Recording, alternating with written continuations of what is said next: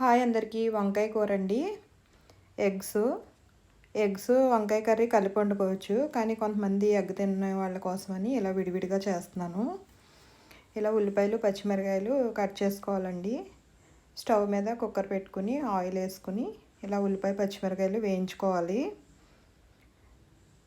కొంచెం పసుపును ఉప్పు వేస్తే త్వరగా వేగిపోతాయి కదా ఉల్లిపాయ ముక్కలు. అలా కొంచెం పసుపు ఉప్పు వేసుకోవాలండి. వంకాయ ముక్కలేమో ఉప్పు వేసిన నీళ్ళలోకి కట్ చేసుకోవాలండి, చిన్న ముక్కల కింద. అలా కట్ చేసుకుని పక్కన పెట్టుకోవాలి. ఇలా ఉల్లిపాయ ముక్కలన్నీ వేగాక అప్పుడు వంకాయ ముక్కలు కూడా వేసుకోవాలండి. మనం పసుపు ఉప్పు ముందు వేసాం కాబట్టి ఇంకా కూరలో వంకాయ ముక్కలు చేదు రాకుండా ఉంటాయి. ఇలా వంకాయ ముక్కలు కూడా కొంచెం మగ్గాక కొద్దిగా కారం వేసుకోవచ్చండి. కారం వేసుకున్నా పర్లేదు, లేకపోయినా పర్లేదు. పచ్చిమిరకాయలు ఎక్కువ వేసుకుంటే కారం అసలు వేసుకోకపోయినా కూడా పర్లేదు. ఇలా వంకాయ ముక్కలన్నీ బాగా మగ్గాక కొంచెం ఒక్కొక్కసారి వంకాయలు వాటర్ పోయకుండానే మగ్గిపోతాయండి. కొద్దిగా వాటర్ పోసాను. వాటర్ పోసి మూత పెట్టుకోవాలండి. కొంచెం ఆ వాటర్ అంతా ఎగిరిపోయాక అప్పుడు కొద్దిగా పాలు పోసానండి.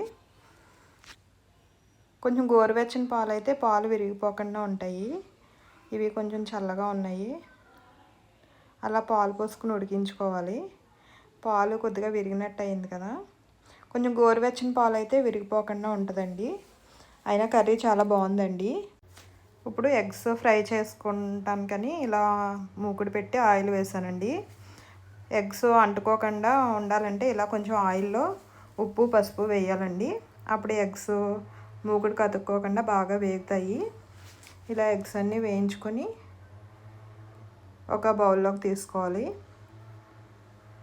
వీడియో నచ్చితే లైక్ చేయండి, షేర్ చేయండి, సబ్స్క్రైబ్ చేయండి, కామెంట్ కూడా చేయండి, మర్చిపోకండి.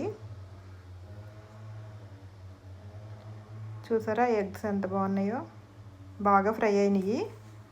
వంకాయ కర్రీ ఎగ్స్. బాయ్ అండి.